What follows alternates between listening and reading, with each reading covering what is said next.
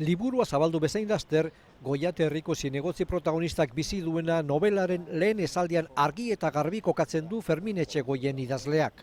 Eskumako zinegotzia berandu esnatu zen Euskal Herriaren independentzia bere eskutik etorri zen egunean. Hori da idatzi nuen lehen esaldia. Eta orduan, hortik aurrea derrigor hor dagoari eutsi behar.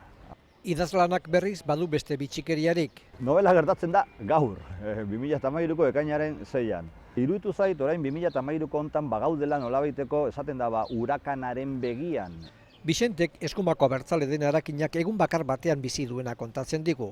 Gaurkotasun politikoari zuzenki lotua egoteak bere arriskoak ditu duela 2 urte terdi idatzirik baitago. Gauza asko gerta daitezke eta horrek ekar dezake novela berehala desfasaturik gelditzea, arrisku horretan banago. Novela abia puntuan gertakari politiko bat izan arren idazleak ez du protagonistaren eusnarketa horretara bakarrik mugatzen. Hor konstelazio familiarrak niretzat kasu hontan importanteagoak dira konstelazio soziopolitikoak baino. Behar bada ez eztabaidarik gabe, fikzio hutsa eta gertuko aktualitatearen errealitatea elkartzen ditu bada zinegotzia novelan Fermin Etxegoien idazleak.